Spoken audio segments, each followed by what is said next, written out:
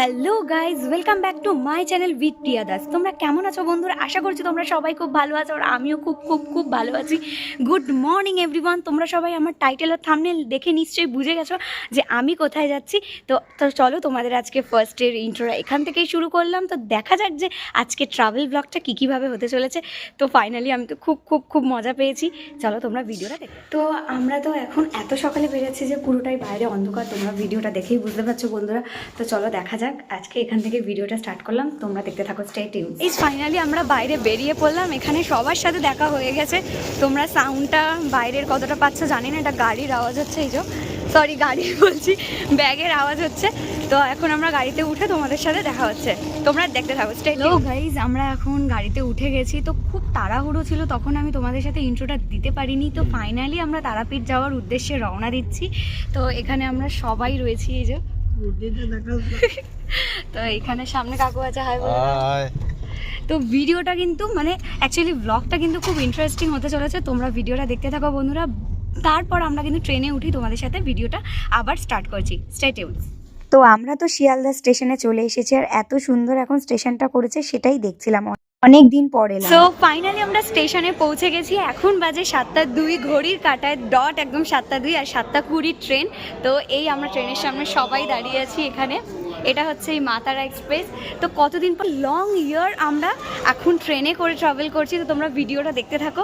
ও এখানে খুব ঠান্ডা বাতাস দিচ্ছে, খুব ভালো লাগছে, মনটা তো একদম ফুরফুরে হয়ে যাচ্ছে। তোমরা ভিডিও গাইজ এখন আমাদের ট্রেন ছেড়ে দিয়েছে, এখানে আমরা সবাই বসে রয়েছি। সবাই একটু হাই করে দাও, এই যে এখানে হাই করো। তো তোমরা ভিডিওটা দেখতে থাকো। ফাইনালি আমরা কোথায় যাচ্ছি তোমরা তো বুঝেই গেছো, এই যেখানে মামাও আছে, এই যে কাকু আছে, হাই করো। আমি তো ট্রেনে বসে এই অপরূপ দৃশ্যটা দেখছিলাম বাইরের, কি সুন্দর মাঠ, ধান ক্ষেত, গাছপালা, আকাশ বাতাস, এগুলো দেখতে যেন আমার খুবই ভালো লাগে। তাই আমার মনটা যেন বলছিল, আকাশ বোঝে পাখির ভালোবাসা, দিনের শেষে তবু ফিরে আসা।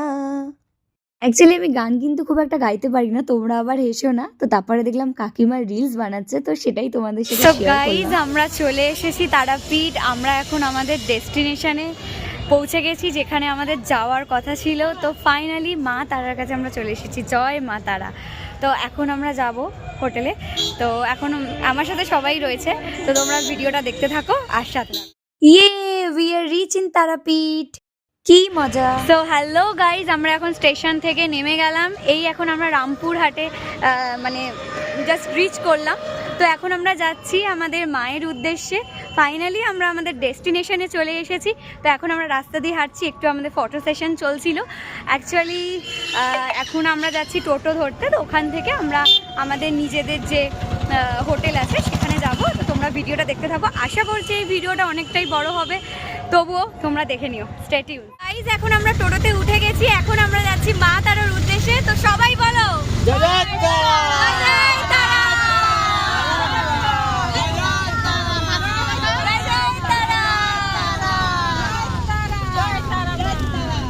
গাইস এখন আমরা তারাপীঠে পুরো ফাইনালি চলে এসেছি। এখন তো ঘড়িতে বাজে এই 2টো মতো। তো আমরা পৌঁছে গেছি, অলমোস্ট আমাদের 12টায় পৌঁছানোর কথা ছিল, অনেকটাই লেট হয়ে গেছে। তো আমরা ট্রেনে কি করেছিলাম ভেবেছিলাম তোমাদের সাথে সেই ক্লিপটা শেয়ার করব, বাট আনফর্চুনেটলি আমার একটু মুডটা সুইং করে। তো আমার মানে একটু মুডটা একটু মানে ডাউন খেয়ে যায়, তো আমার ভালো লাগছিল না কিছু। তো আমি চুপচাপ গান শুনছিলাম। তো আবার মুডটা আমার ঠিক হয়, দেন আমিও একটু মজা করি। তো আবার আমি তাই জন্য ব্লগটা আবার স্টার্ট করি। তো এখন তোমাদের সাথে সেই কথাটা বলছি, কেন এই যে আমি কথা সেশন করছি, এই যে আমি তোমাদের সাথে, আমার কি মনে হয় সত্যি কথা বলতে কি, যে আমি যত ভিডিওর মধ্যে থাকি, আমি যত তোমাদের সাথে যত আমি কানেকশন করি, তত যেন আমার মনে হয় আমার খুব ভালো লাগছে। কেন আমি চুপচাপ করে থাকতে পারি না, আমার মনে হয় যে কথা বলতে পারলে আই এম গুড, আমি তাহলে ঠিক আছি। তো ওই হিসেবে এই যে আমি ভিডিও করছি, আমি যে এই তোমাদের সাথে যে কথা বলছি, তো এটাই আমার কাছে খুব ভালো লাগছে। তো আমার মুডটা মেবি এবার আস্তে আস্তে আস্তে ঠিক হয়ে যাবে। তো তোমরা তো আমার ভিডিওটা দেখো, আশা করছি তোমরাও সব বুঝতে পারবে।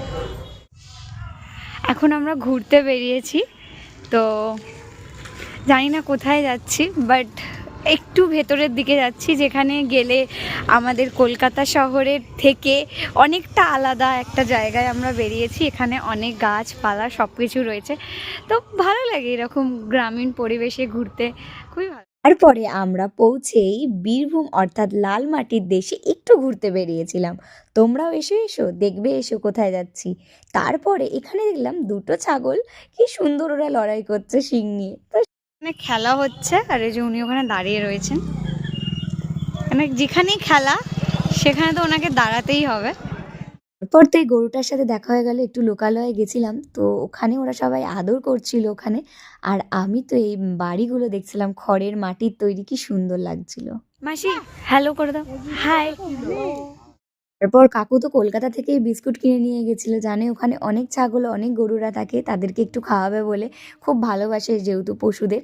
তো ওখানে এটাই করছিল কাকু, আর কাকিমা তো প্রায় রিলস করছিল পাশে, সেগুলো একটু ক্যাপচার করে নিচ্ছিলাম। তো গাইস, এখন আমরা খাবার দাবার খাওয়ার পর বেরিয়েছি একটুখানি বাইরে ঘুরতে। তো এখানে এখন এমনই অবস্থা, মানে 4টে বেজে গেছে কিন্তু তবুও ঠান্ডা। মাঝে মাঝে টুপি পরছি, আবার একটু ফটো ভিডিও করার জন্য আবার এই যে টুপিটা খুলে দিচ্ছি আমি।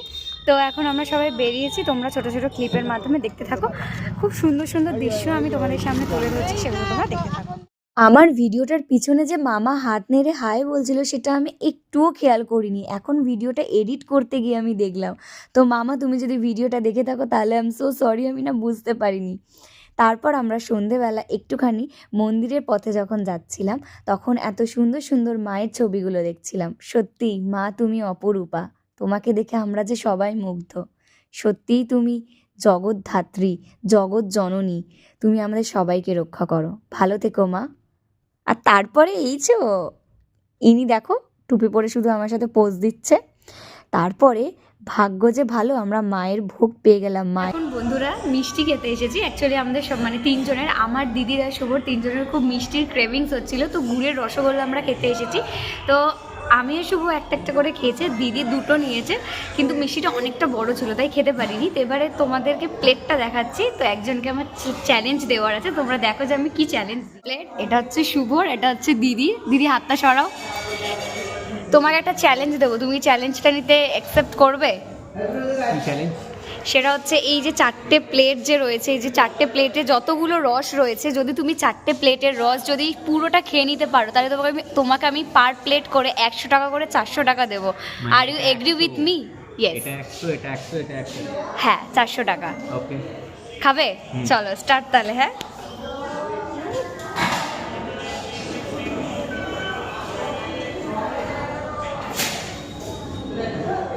চারশো টাকা হাতে না হাতে? পাচ্ছি না, হেরে গেছে।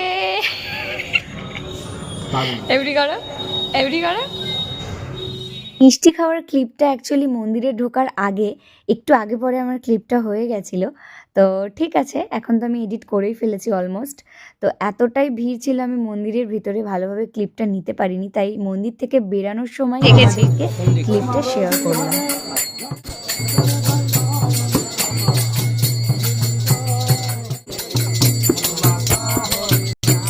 তোমরা সাথে থাকো বন্ধুরা, আমি পার্ট 2 নিয়ে আবার আসছি তাড়াতাড়ি।